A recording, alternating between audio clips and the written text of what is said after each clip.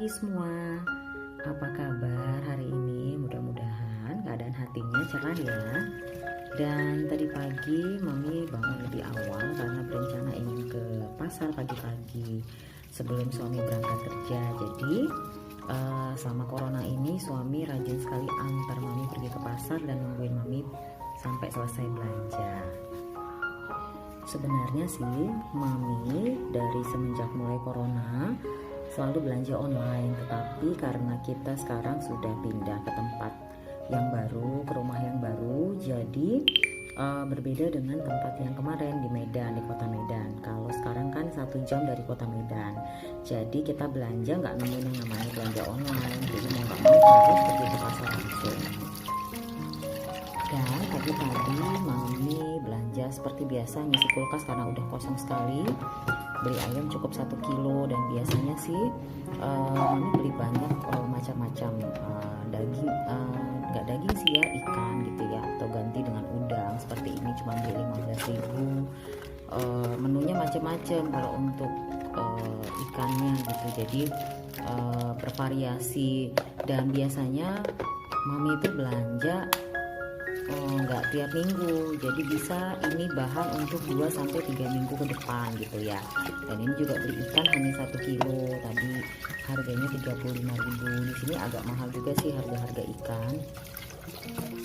Dan biasanya Mami selalu menggunakan plastik ukuran setengah kilo untuk memasukkan setiap lauk pauk yang dibeli agar wadahnya itu tidak bau amis gitu. Jadi karena untuk menghilangkan bau amis ikan itu sangat sulit sekali.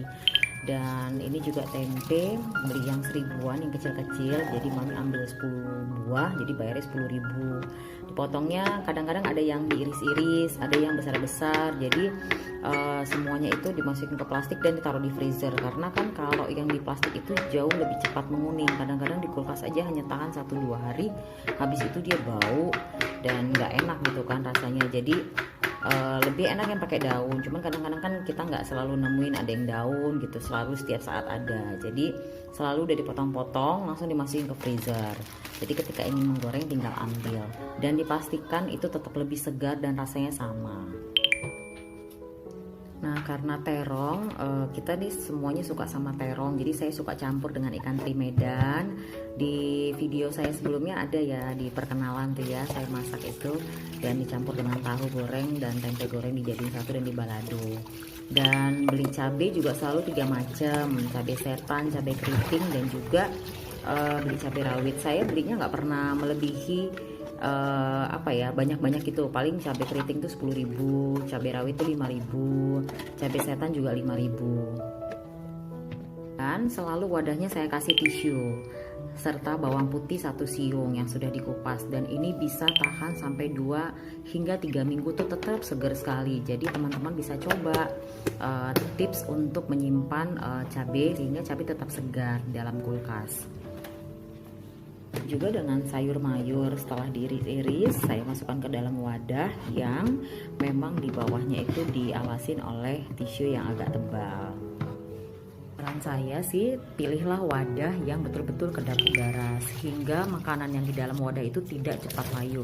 Saya pernah pakai wadah yang tidak kedap udara, misalnya saya pakai bekas hadiah kotak kopi gitu ya, itu tuh pasti airnya akan lebih banyak dan bisa membeku di dalamnya gitu. Jadi pilihlah yang betul-betul kedap udara seperti Tupperware contohnya, atau lock and lock mungkin ya, atau banyak sih sekarang tempat-tempat wadah yang betul-betul dia kedap udara. Sayur memang saya selalu ya itu aja sih belanjanya, tapi yang namanya wortel, rentang tuh wajib ada, terus brokoli dan tempe, tahu tuh wajib ada, plus ikan teri Medan tuh selalu ada karena dia lebih tahan lama di dalam kulkas.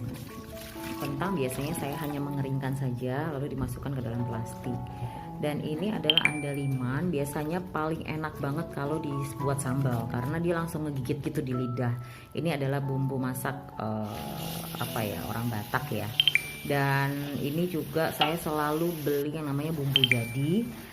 Paling banter ada 4 macam karena kadang-kadang datang saudara atau tamu gitu kan, kadang-kadang kita ajak makan siang makan malam, jadi kita punya stok sedia bumbu. Jadi karena kan kadang-kadang kalau yang bumbu terpisah itu kan kadang-kadang nggak semuanya lengkap di rumah. Jadi ini wajib ada di kulkas, tapi saya taruh di bawahnya freezer. Jadi tidak di freezernya tapi di bawahnya freezer. Jadi sebelum taruh di kulkas ditumis dulu, hilangkan dulu airnya, ditumis dengan baik sehingga dia lebih tahan lama. Dan ini saya masukkan ke dalam wadah-wadah sehingga nanti ketika dipakai lebih mudah. Jadi nggak perlu capek-capek lagi. Jadi tinggal cemplung-cemplungin aja, paling ditumis aja 1 menit 2 menit baru kita masukkan bumbu-bumbu yang lain. Gak berasa dari mulai setengah 9 pagi sampai jam 2 siang Mami masih ada di dapur. Dan ini adalah cipratan minyak di tembok atau dinding dapur yang bekas numis bumbu tadi, yang bumbu jadi. Nah, kadang-kadang sendok penggorengan kan suka taruh di samping situ ya, jadi minyaknya tuh suka jatuh-jatuh di situ. Nah, wajib punya yang namanya tisu ajaib. Tisu ajaib ini betul-betul ngangkat minyak 100%. Jadi wajib punya yang namanya tisu ajaib, karena lebih dia lebih bersih dan juga lebih nempel ke tisunya dibanding kita pakai kain lap. Kadang-kadang pakai kain lap kan akhirnya kita mau ngelap lagi akhirnya berminyak kemana-mana gitu kan. Tetapi ketika kita punya tisu ajaib ini, kita bisa mencucinya dan kemudian mengeringkannya lagi. Nah, inilah contohnya noda-noda yang tadi nempel, yaitu bumbu jadi yang barusan Mami tumis tadi. Kalau dicuci juga tidak mudah robek. Dan dia agak tebal juga loh. Apa sih ya bahannya, kayak apa ya, kayak kain kasa gitu atau gimana gitu ya. Tapi ya itulah, tapi bahannya seperti itu deh, tebal dan worth it banget untuk kita bisa punya. Apalagi ibu-ibu yang kayak kita nih, emak-emak yang sehari-harinya pasti sibuk di dapur, sehingga dapur kita jauh lebih bersih dengan menggunakan tisu ajaib ini. Nanti Mami bikin reviewnya yang lebih detail lagi. Nah, ini dia si kembar anak Mami, laki-laki dan perempuan, namanya Alvaro dan Carissa, yang sedang bubuk siang.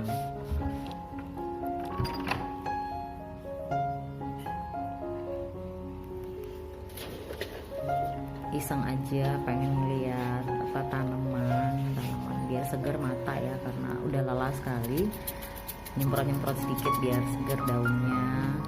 Gak punya banyak sih, tapi ada beberapa, sehingga pemandangan di rumah juga lebih enak dipandang, lebih rileks pikiran kita, otak kita, dan bahkan juga seluruh tubuh kita. Jadi yang punya tanaman itu pasti kayak pacar aja gitu. Jadi bentar-bentar ditengokin gitu ya. Jadi jam 2 siang tadi lewat tuh baru makan siang, Mami baru makan siang. Ini sebenarnya udah tinggal sedikit nih, udah dimakanin sama si kembar. Jadi saya dapat sisanya aja. Tempe, tahu, terong disambelin. Jadi sampai sekian dulu teman-teman semua. Nanti sampai jumpa lagi di cerita Mami si kembar berikutnya ya. Dah.